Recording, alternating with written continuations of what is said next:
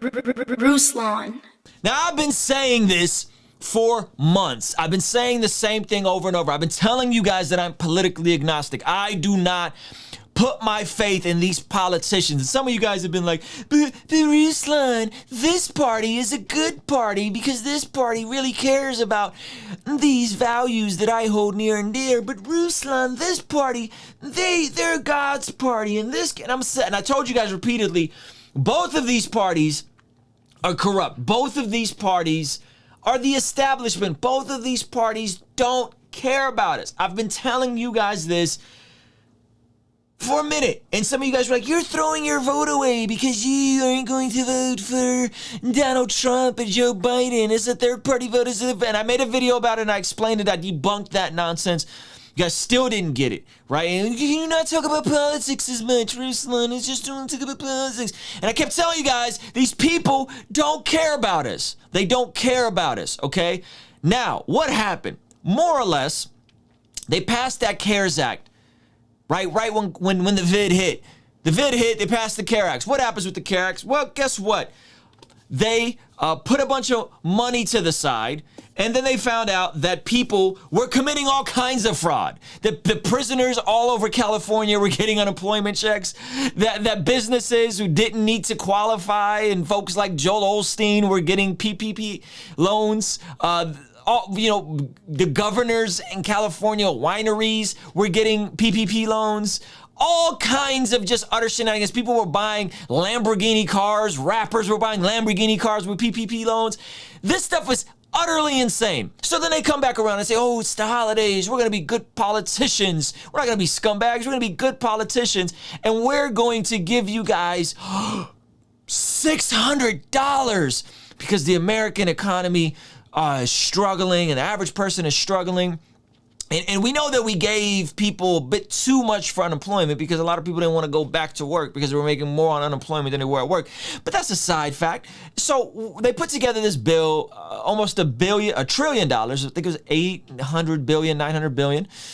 And 19% of this bill was going to go to the American public in the form of a $600 stimulus. Now, stimulus isn't intended to hold you down, but indefinitely, but it's supposed to stimulate the economy, if you will. And it doesn't pay most people's rent. A lot. It doesn't cover a lot of bills. But nevertheless, they put this together. So 19% of this was going back to the average American. That was the numbers, right? 19% out of. And let me tell you some of the other stuff in this bill. By the way, I believe there was $10 million in there for Pakistan gender studies. There was 88 million in there for new furniture for the Senate, where the Senate meets. All kinds of just goofy stuff. And 19% of it went to actually getting money in America's hands. Now, not only did they shut down all kinds of businesses left and right, and by the way, in California, you can't go to a restaurant and have a meal. Oh, but you could go to the mall and go shopping. You can't go to church. Oh, but you could go to Costco. You can't go to the gym. Oh, but you could go to Walmart. Not only did they shut down small businesses, didn't give them money to stay afloat. Not only did they give unemployment people the opportunity to create fraud where a lot of folks didn't want to go back to work, then they come around and they put together this bill and they say, hey, we're going to give people $600. And of course, Americans were pissed off. We're like, what are you talking? $600? That's not going to do nothing. So in a plot twist,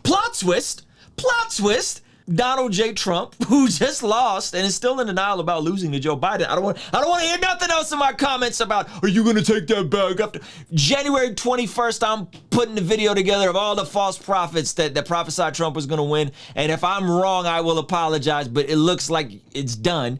But in a plot twist, Donald J. Trump says this is wrong. The American people need a $2,000 stimulus, and each family needs a $4,000 stimulus. Whoa, okay. Donald Trump, I actually agree with you.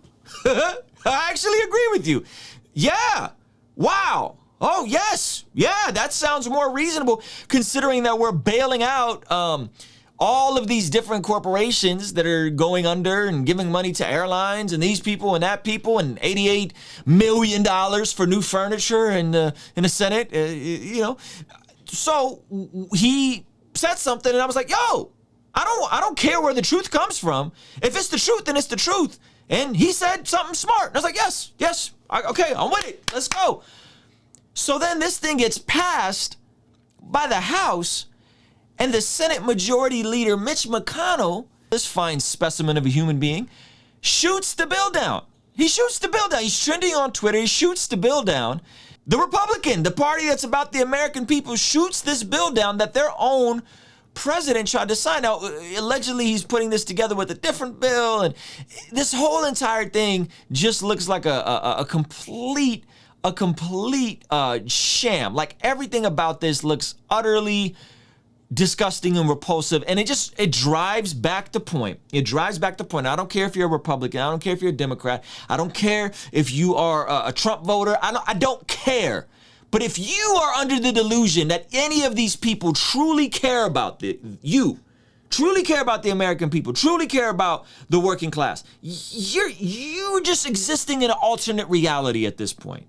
Okay? If 2020 has taught us anything, these people don't care about us. They don't. Okay? They do not. Now, why am I saying all this to you? If you're hurting right now, I want you to take inventory. I want you to use this pain and this hurt that you're going through right now, the situation that you're under, and I don't know how bad it is for you. And this is by far the worst I've ever seen it, right? I remember being a new Christian in 2001, 9/11 happening right around the time everybody got really into the rapture and the end days. I remember that. I actually had a record company called Rap Shore Records. And I remember how everybody was really into this stuff back then, right? Because it was a scary time. You saw freaking planes flying to towers. Oh my goodness, what's going on? And then I remember being a newlywed in 2000. I was 23 years old. My wife was 21 years old.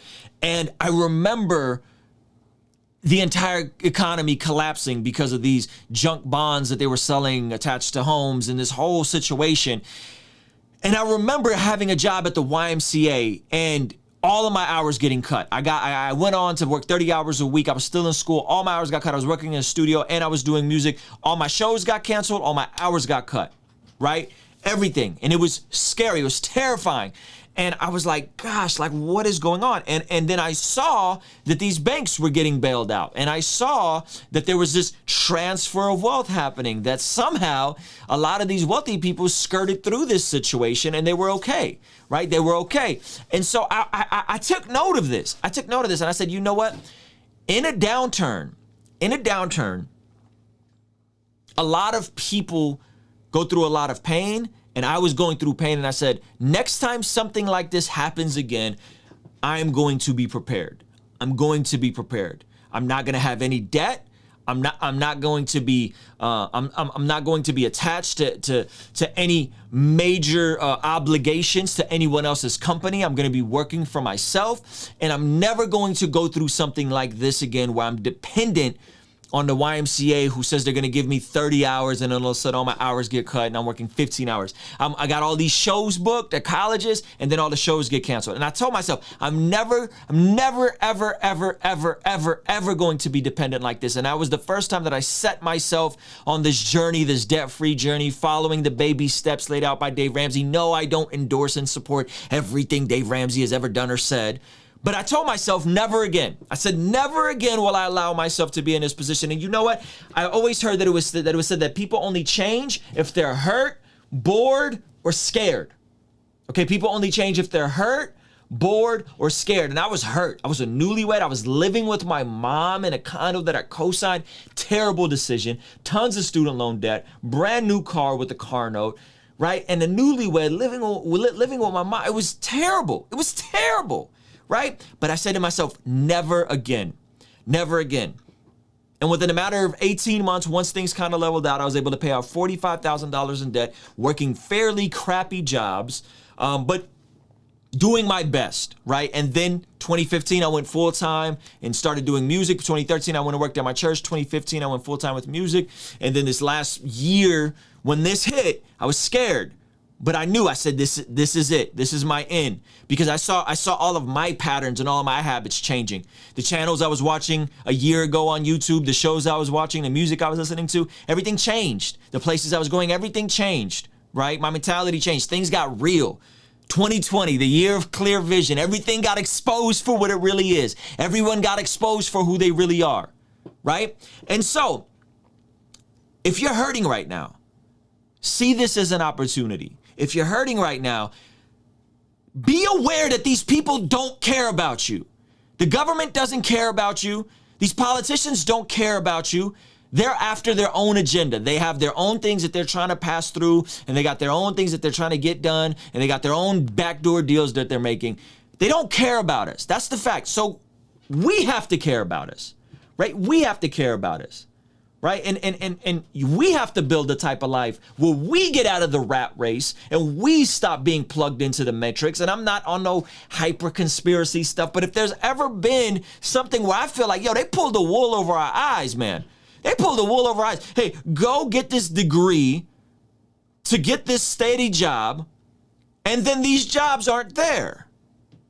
And then you're in debt hundreds of thousands of dollars for jobs that aren't there, that they don't pay money, and the degree becomes useless and right? Like, and this has been conditioned and force-fed to us since we were children, right? And if you want to go and dive deeper into the history of the educational system, Seth Godin did a great TED Talk. Seth Godin, one of the most leading marketing minds, did a great TED Talk on the roots of education and how really our modern education system was really just indoctrinating children to be ready to go into the Industrial Revolution. That was when it was, because they couldn't use child labor anymore in America. And so they literally built the schools to indoctrinate us to just be little worker bees, right? That's not freedom to me. That's not freedom to me. So if you're hurting right now, I was hurting in 2008. I was hurting in 2008. I was upset. I was angry, right? But I said, never again. I press in to this moment of uncertainty, this unprecedented time, this time where a lot of us are like, yo, what's going on, right? What's going on? Press into it. Press into that tension. Press into that tension. Face that fear straight up. Just face that straight up. And tell yourself, enough is enough. Enough is enough, right? Enough is enough. Kingstream Entertainment. Ruslan. All of my mistakes, how do I erase? Wanna operate at a higher pace. Birth pains causing the body to dilate. On a first name basis with the worst pain facing. Moments in isolation. See, I was hoping I would do this to get more family time. A busy mind and worried heart is just not where I reside. I subscribed that all that traveling wasn't doing well for my soul. Glad I never made it when my name went through the rumor mill.